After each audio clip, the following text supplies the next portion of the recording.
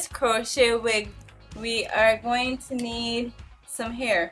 I purchased 3 bundles of hair, and this is it. 1, 2, and 3. Weaving cap is a closed top invisible weaving cap. This is in color black. Apparently it comes in black and brown, but my hair is black, so I am assuming this will be better for me. We'll need a mannequin head for $10 at the beauty supply store, number 1 beauty supply. And of course we're doing a crochet wig, so you will need a latch hook, a pair of scissors, because more likely I want it to be like a sharp bob kind of wig, so you need a pair of scissors to cut your hair. And for the styling, we will need as many blue and white perm rods as we will be using the hot water dipping technique. And last but not least, make sure you get some wig clips so that your wig is secure. So before installing anything, there is hair prep to do. So I take my bundles and I shampoo and condition all the bundles of hair. If you would like to see a more detailed method of this process, you can check out my initial crochet braiding video. There I give you all the inside scoop of how to correctly prepare your hair for installation. So this is what the weaving cap looks like.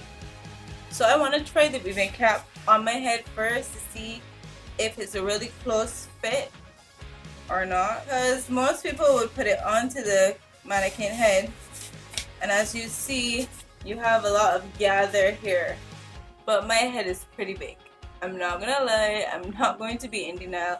So when I put it on my head, maybe I don't have this, so I want to try it on my head first to make sure that I can gauge how much I have there, and maybe like tie it off if there's even any gap. I may have to have it like that on the mannequin, but I advise you to try on the weaving cap first so you know how far down to pull it on the mannequin. I have on the weaving cap, there's a little bit of space there, nothing significant. When I do it, I'm going to try to pull it as far down as possible to mimic my actual head size.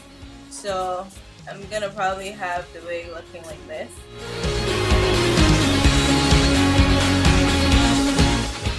I'm going to be cutting this hair in half.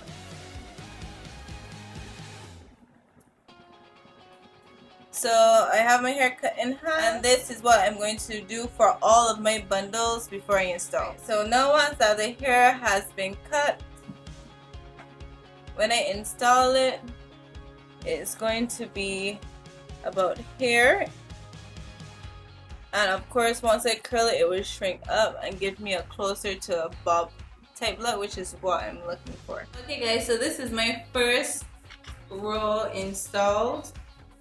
So as you can see, I did about 3 centimeters apart for each one. I'm only really doing it that neat for the base, and I'm going to go about this high up and do another row, and go up, do another row. Hi guys, this is as far as I have gotten.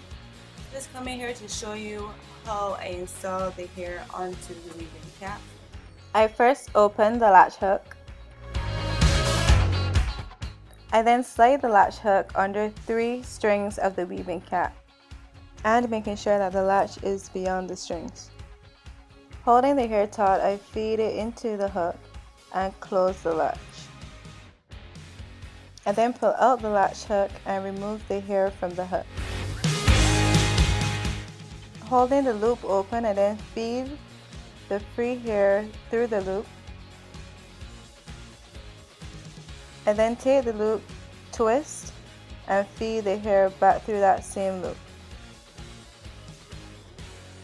I then tug the hair gently to form a knot.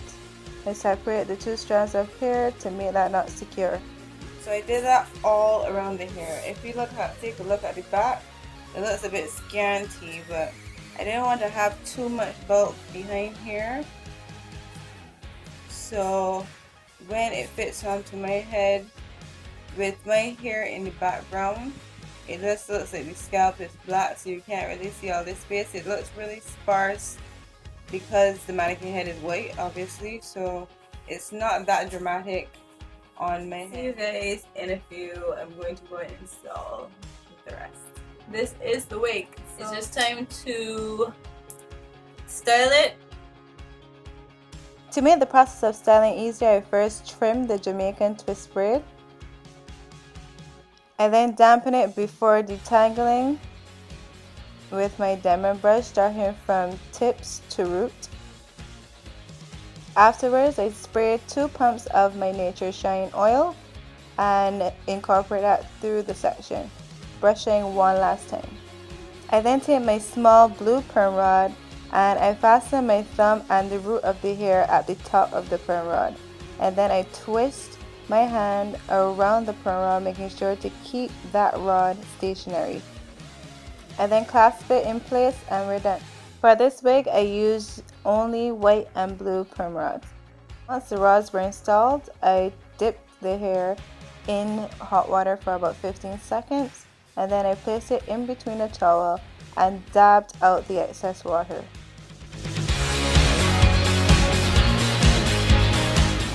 So immediately after patting dry, I go straight to removing the perm rods. So I untwist the hair from around the perm rod, and to loosen the curl, I then work that curl through my hands, separating it with intentions of getting a fuller, bigger wig.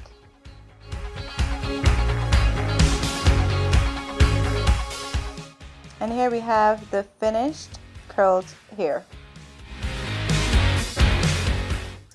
Hi guys, so this is it. This is my final wig. So I'm gonna give you a complete spin. This is the front, the side, the back, and the other side. I feel like I am channeling Tina Turner right now. I should be on a stage right now. Just forget about Ike. I have it shaped like the heart shape basically, and I am loving this wig. Power to the 5 head girls. I didn't even have to cut bangs, so it looks like I cut bangs in it, but that is how it fell naturally when I did it. I also curled it more with the small rollers in the front so that it would lift it up a bit, and I obviously took it back to let the wig comb go in my hair, so that let it fall perfectly right by my eyebrows. Loving the color. Make sure I put a lot more bulk here for the bangs, and I just filled it out right here so that I can get the heart shape that I want. I know now that I can actually get a wig made. Do a lot more of these because I would love like a red, like a full red hair, like right now.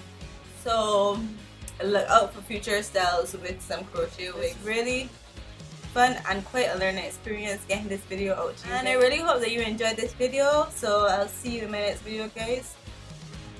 Peace.